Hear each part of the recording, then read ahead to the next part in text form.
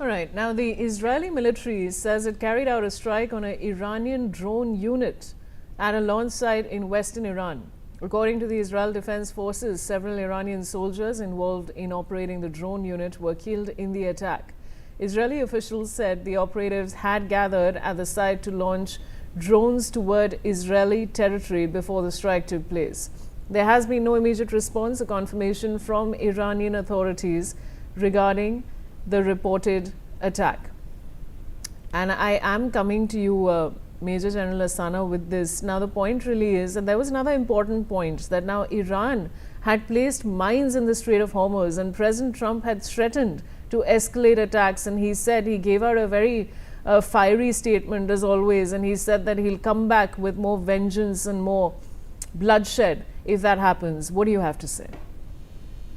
See, the escalation will continue, and along with the war, along with conventional war, nowadays the narrative war, the information war, and psychological war also continues. That has become part and parcel of the actual war in today's scenario. So both sides, there will be claims, there will be threats, and it will be mixed with reality and also some kind of fake news. So there will be a mixture of all that. Whatever Israel is claiming that this is what they have destroyed, the converse is also true. Iranians yesterday were saying that after the attack on Haifa port, there were videos floating around that Israeli pilots have left their aircrafts and run away, something like that. So in the fog of war, you actually don't know as to where the truth lies. It lies somewhere in between. As far as the nuisance value of Iran is concerned, it is tremendous. The fair amount of mines can be put.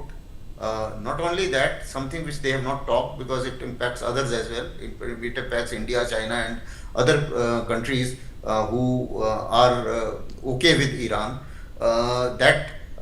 Nobody is looking at strapping the sea cable. Now that can also be done, because Iran has the capability to even scrap the cable as well. And President Trump, his warnings are not having any kind of impact now with the radicalized regime. After Khomeini is killed, just imagine now the new supreme leader. His wife has been killed, his children has been killed, his father has been killed. You think he is going to be listening to President Trump's warning or be scared of that? I don't think so. So I think Iran is on a totally different mode, and apparently there are two more things which I want to highlight based on my experience of the strategy and military campaigns.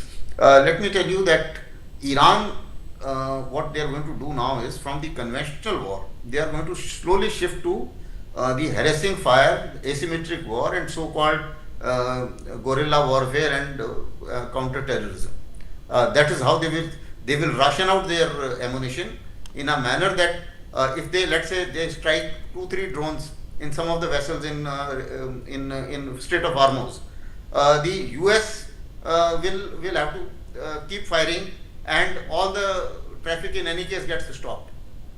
So for a terrorist, he has to be lucky once.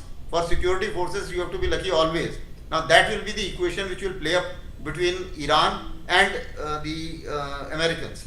Similarly, if you see all their bases, they will not let these bases re-establish itself, because the moment they are established, they will fire 2 rockets, and after those 2 rockets, firstly you fire a much costlier interceptor, number 1, and number 2, you have to be alert throughout.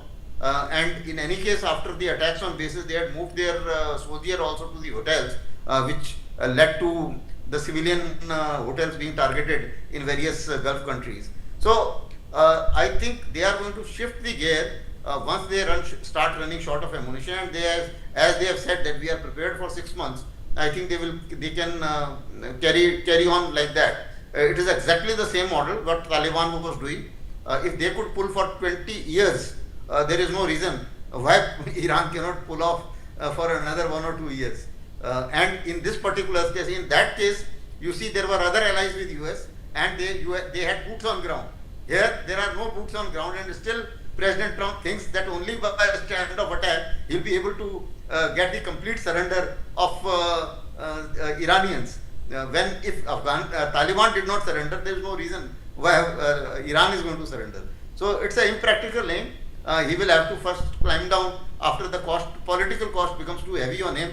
Then he will find some excuse, and then he will declare that okay, I have won, and then he will pull back. That's what I anticipate as far as the Americans are concerned.